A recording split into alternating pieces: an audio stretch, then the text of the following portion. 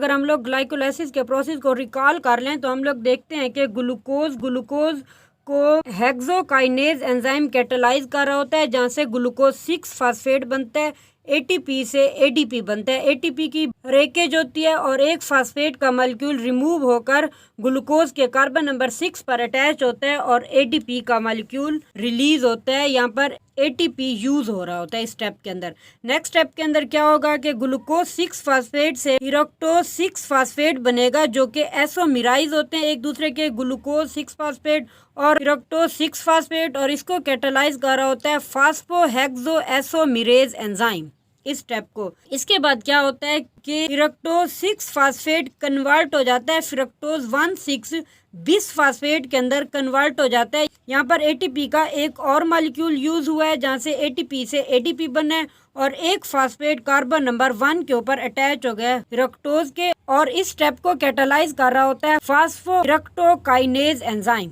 इसके बाद fourth step शुरू होता है। फोर्थ स्टेप में क्या होता है कि इरेक्टोज 1,6 बिस फास्फेट कन्वर्ट हो जाता है glyceraldehyde 3 phosphate and dihydroxy acetone phosphate. यहाँ पर जो फ्रक्टोज 1,6 बाई फास्फेट था, इसकी ब्रेक डाउन हुई है, जिससे 2 मॉलिक्यूल्स बने हैं 3-3 कार्बन वाले, glyceraldehyde 3 phosphate and dihydroxy acetone phosphate बने हैं, और इस स्टेप को कैटालाइज कर रहा है एल्डोलेज एंजाइम। इसके बाद हम लोग देख लेते हैं फिफ्थ स्टेप को। फिफ्थ स्टेप को जो कैटालाइज कर रहा है वो है राइओज फास्फेट एसोमिरेज एंजाइम। फिफ्थ स्टेप जैसा कि आप लोग देख सकते हैं कि यहाँ पर ग्लाइसरल्डिहाइड 3 फास्फेट और डाईहाइड्रोक्सी एसीटोन फास्फेट एक दूसरे के अंदर कन्वर्ट होते हैं और उससे बनता है ग्लाइसरल्डिहाइड 3 फास्फेट के 2 मॉलिक्यूल रिलीज होते हैं, जो आगे सेकंड फेज के अंदर एंटर हो जाते हैं। और इस स्टेप की फर्स्ट फेज को हम लोग रिपरेटरी फेज कहते हैं, जिसके एंड प्रोडक्ट बनते हैं फर्स्ट फेज के glyceraldehyde 3 phosphate and dihydroxy acetone phosphate. Second phase को हम लोग डे ऑफ फेज कहते हैं, जो कि 6 स्टेप से शुरू होती है। सेकेंड फेज के अंदर क्या होता है कि 2 मॉलिक्यूल ग्लाइसरल्डिहाइड 3 फास्फेट के जो 2 मॉलिक्यूल्स होते हैं वो कन्वर्ट हो जाते हैं 1,3 बिस फास्फोग्लाइसरेट के अंदर। 2 फास्फेट ऐड होते हैं और 2NAD से 2NADH बनते हैं और हाइड्रोजन रिलीज होता है। ये ऑक्सीडेशन एंड फास्फोराइलेशन प्रोसेस होता है, जिससे glyceraldehyde 3 phosphate dehydrogenase enzyme catalyse कर रहा होता है। इसके बाद 7th स्टेप में क्या होता है कि 1,3 बिस फास्फोग्लाइसरेट के जो 2 मॉलिक्यूल थे वो कन्वर्ट हो जाते हैं 3 फास्फोग्लाइसरेट के अंदर, जहां पर 2 ADP से 2 ATP के मॉलिक्यूल बनते होते हैं। इस स्टेप को हम लोग first step substrate level phosphorylation भी कहते हैं, जिसे फास्फोग्लाइसरेट काइनेज एंजाइम कैटालाइज कर रहा होता है। यहाँ पर फास्फेट रिमूव हो चुका है एक, जो कि ATP के अंदर ऐड हो गया है।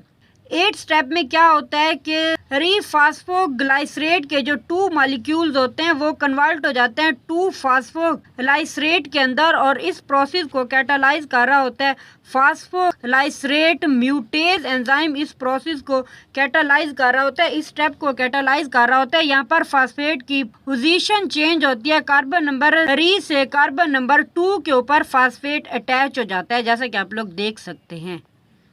इसके बाद 2 फास्फोग्लाइसरेट के जो 2 मॉलिक्यूल्स थे वो कन्वर्ट हो जाते हैं due to the removal of 2 molecules of water. These are convert into phosphoenol pyruvate. 2 phosphoenol pyruvate के मॉलिक्यूल्स के अंदर कन्वर्ट हो जाते हैं। इन्हें कंट्रोल कर रहा होता है, कैटालाइज कर रहा होता है एनोलेज एंजाइम।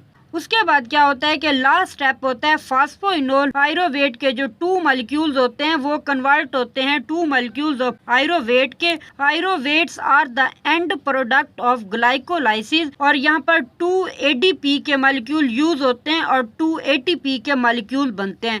स्टेप नंबर 7 पर ATP के मॉलिक्यूल बने और स्टेप नंबर 10 के ऊपर ATP के मॉलिक्यूल बने हैं 2। These are the end product of the glycolysis. Pyruvate अगर इन्हें ऑक्सीजन मिल जाए और सेल के अंदर माइटोकॉन्ड्रिया मौजूद हो तो ये आगे सिट्रिक एसिड और इलेक्ट्रॉन ट्रांसपोर्ट चेन के अंदर मूव कर जाएंगे। अगर इन्हें ऑक्सीजन ना मिले और सेल के अंदर माइटोकॉन्ड्रिया मौजूद ना हो, एनएरोबिक रिस्पिरेशन का प्रोसेस हो, तो ये फर्मेंटेशन के प्रोसेस के अंदर ऐड हो जाएंगे। अल्कोहलिक और लैक्टिक एसिड फर्मेंटेशन में कन्वर्ट होना स्टार्ट हो जाएंगे और इस स्टेप को कैटालाइज कर रहा होता है pyruvate kinase enzyme.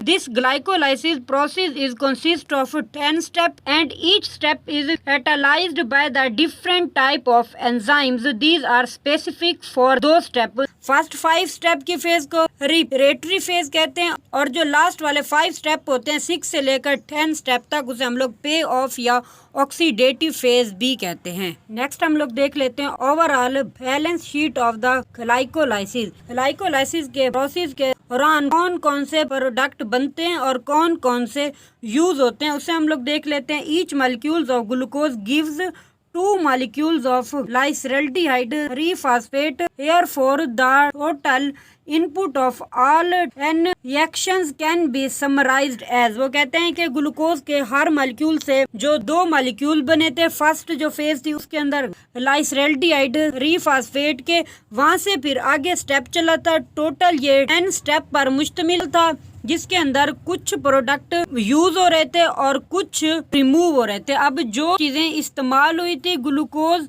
Glycolysis process के दौरान वो क्या थी कि ग्लूकोज यूज हुआ था, एक ग्लूकोज का मॉलिक्यूल यूज हुआ था जहां से फिर ग्लाइकोलाइसिस का प्रोसेस शुरू हुआ था। 2 ATP के मॉलिक्यूल यूज हुए थे ग्लाइकोलाइसिस में और 2 फास्फेट यूज हुए थे। कैसे हुए थे? क्योंकि 2 ATP जो यूज हुए वहां से जो 2 फास्फेट थे ATP से ADP बने थे, तो उसके साथ साथ 2 फास्फेट यूज हुए थे।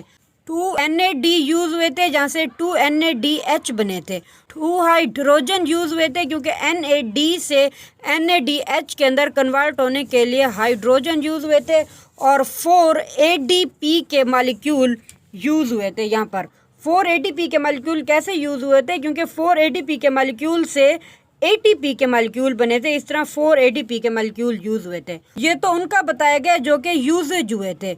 और जो चीज़ें रिमूव हुई हैं वो कौन सी हैं? वो चीज़ें रिमूव हुई हैं कि 2 पायरोवेट के मॉलिक्यूल रिमूव हुए हैं, 2 हाइड्रोजन एटम रिमूव हुए हैं, 4 ATP के मॉलिक्यूल रिमूव हुए हैं, 2 वाटर के मॉलिक्यूल रिमूव हुए हैं और 2 NADH के मॉलिक्यूल रिमूव हुए हैं और 2 ADP रिमूव हुए हैं। On cancelling the common terms from the above equation we get the net equation of glycolysis. अब क्या क्या कैंसिल होते हैं यहाँ पर हम लोग करते हैं कैंसिल के। यहाँ पर ये हाइड्रोजन कैंसिल हो गया एक दूसरे के साथ। 2 ADP ये हैं और यहाँ पर 4 ADP हैं, यानी बाकी बचे 2 ADP। यहाँ पर 2 ATP यहाँ पर हैं, यहाँ पर 4 ATP हैं, यानी कि बाकी बचे यहाँ पर 2 ATP। सिर्फ ये एक दूसरे के साथ कैंसिल हो रहे हैं और कोई कैंसिल नहीं हो रहे। तो हम लोग आगे चल के देख लेते हैं नेट इक्वेशन क्या हमें हासिल होती है ग्लाइकोलाइसिस से। तो हम लोग देख सकते हैं आफ्टर द कैंसिलेशन ग्लूकोज हमें मिला था, 2 फास्फेट बच्चे हैं, 2 ADP बच्चे हैं, 2 NAD बच्चे हैं और 2 पायरोवेट बच्चे हैं, 2 NADH बच्चे हैं, 2 ATP के मॉलिक्यूल, 2 हाइड्रोजन के एटम और 2 वाटर के मॉलिक्यूल रिलीज हुए हैं। Thus the simultaneous reactions involved in the glycolysis are, glucose oxidized होता है पायरोवेट के अंदर, ग्लूकोज से पायरोवेट बनते हैं ग्लाइकोलाइसिस के प्रोसेस से और NAD is reduced to NADH के अंदर हो जाता है। ADP फास्फोराइलेटेड होता है ATP में, फास्फेट ऐड होगा ADP के अंदर, एडिनिन डाइफास्फेट और वहां से एडिनिन ट्राइफास्फेट बनेगा। यहाँ पर दिखाया गया है एनर्जी यील्ड इन ग्लाइकोलाइसिस। अब क्या होता है कि जो फर्स्ट स्टेप में ग्लूकोज से ग्लूकोज 6 फास्फेट बनाता, वहाँ पर एक ATP का मॉलिक्यूल कंज्यूम हुआ था, यहाँ पर कंज्यूम हुए थे जो, और यहाँ पर जो गेन हुए थे वो दिखाए गए। और जो थर्ड स्टेप था वहाँ पर फ्रक्टोज 6 फास्फेट से फ्रक्टोज 1,6 बाई फास्फेट बनाता, वहाँ पर भी एक ATP का मॉलिक्यूल कंज्यूम हुआ था, यानी कि यूज हुआ था। तो इस तरह 2 ATP के मॉलिक्यूल कंज्यूम हुए हैं यानी कि यूज हुए हैं। और अब हम लोग देख लेते हैं 7th स्टेप में, जहाँ पर 1,3 डाइफास्फोग्लाइसरेट से रीफास्फोग्लाइसरेट बनाता, वहाँ पर 2 ATP के मॉलिक्यूल गेन हुए थे, ADP कन्वर्ट हुए थे, ATP के अंदर फास्फोराइलेशन का प्रोसेस हुआ था, 2 ATP का मॉलिक्यूल गेन हुए थे 7th स्टेप में। और जो लास्ट स्टेप था 10th स्टेप था, उसमें क्या था के फास्फोइनोल पायरोवेट से पायरोवेट के 2 मॉलिक्यूल्स बने थे, जहां पर 2 एटीपी के मॉलिक्यूल गेन हुए थे, यानी फास्फोराइलेशन का प्रोसेस हुआ था। इस तरह कंजम्पशन ऑफ एटीपी को देखें तो 2 एटीपी कंज्यूम हुए थे, यूज हुए थे, और 4 एटीपी गेन हुए थे। और इस तरह 4 में से अगर 2 को माइनस करें तो हमें नेट गेन ऑफ एटीपी जो मिलता है वो 4 - 2 = 2, यानी कि टोटल जो ग्लाइकोलाइसिस के प्रोसेस के दौरान ओनली 2 एटीपी के मॉलिक्यूल्स हमें हासिल होते हैं। This is the glycolysis process. Hopefully आप लोगों को ग्लाइकोलाइसिस का सारा कंसेप्ट क्लियर हो चुका होगा। अगर आप लोगों को समझ ना आए तो वीडियो को बार बार देखें ताकि ये सारा कंसेप्ट ग्लाइकोलाइसिस का स्टेप बाय स्टेप आप लोगों को समझ में आ जाए। अगर फिर भी कुछ समझ ना आए तो आप लोग कमेंट बॉक्स में कमेंट करके पूछ सकते हैं। I will like to reply you. Thank you so much for watching my lecture. Next lecture के अंदर हम लोग नेक्स्ट टॉपिक को डिटेल में डिस्कस करेंगे। अल्लाह हाफिज़।